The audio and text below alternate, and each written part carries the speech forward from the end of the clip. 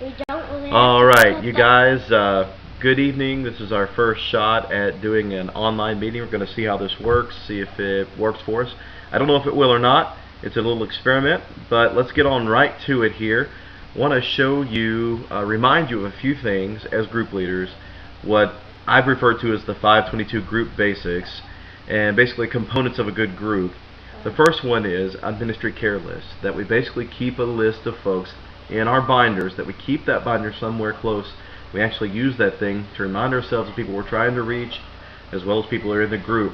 It allows us to keep some personal information on them so we can reach out to them when we're ready to, and also gives us an opportunity to sort of begin to rope people in. We can literally, genuinely ask people, would you mind if we put you on our ministry care list, so we can be praying for you if you ever have a need, or from time to time we do special events. We'd love to invite you to that, and of course you're welcome to the group. So ministry care list is big.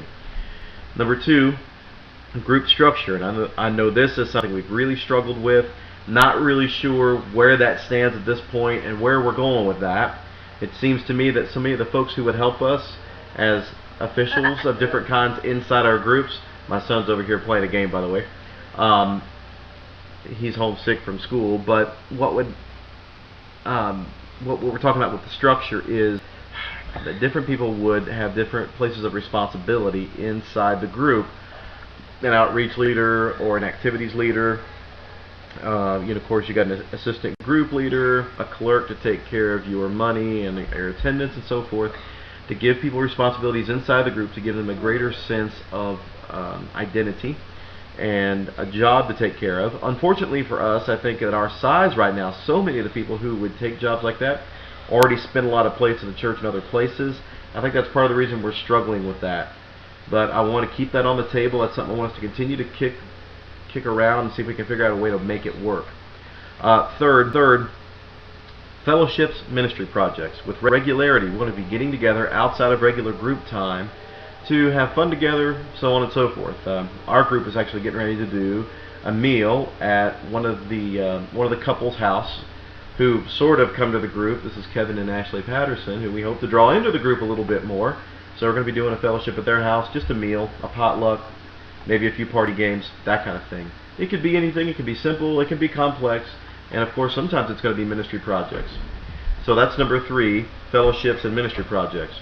Number four is the actual teaching and facilitating that you do on Sunday. And the point is not simply to lecture folks, but to help them engage Scripture and dig through applying it to their lives. And so to engage conversation, to engage people in thinking through Scripture and how it applies to them is an important part of our job. So I remind you of our Think, Pair, Share system. If you haven't been using that lately, you need to use it. And I know some people may on some level resist it, but the reality is you're the leader, and if you set the tone and you don't make it an option, people will tend to fall in line with it. There'll be some people who tend to still buck at it, but you just stay right at it and stay stalwart, and you lock your jaw and you do it.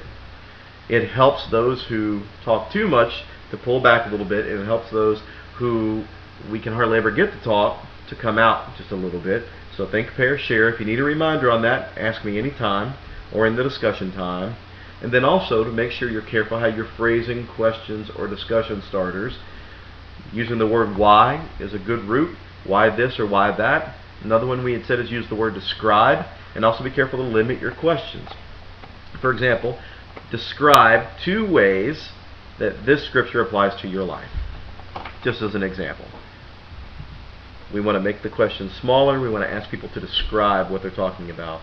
And so also keep in mind you've got all kinds of teaching technique helps inside your binder that help you come at it creatively from different angles to connect with people in ways you might not otherwise. And then 5, this is the 5th one, weekly contact with your group. With my group, I send out a text to all of them weekly, reminding them of the scripture for the coming Sunday, reminding them to be inviting, or lately I've been reminding them to bring stuff in for the food pantry. Okay, just a little quick update. I try to make sure it's not longer than just one text message. It doesn't trip over to 2 or 3. Try to keep it brief, so I hope they will read it.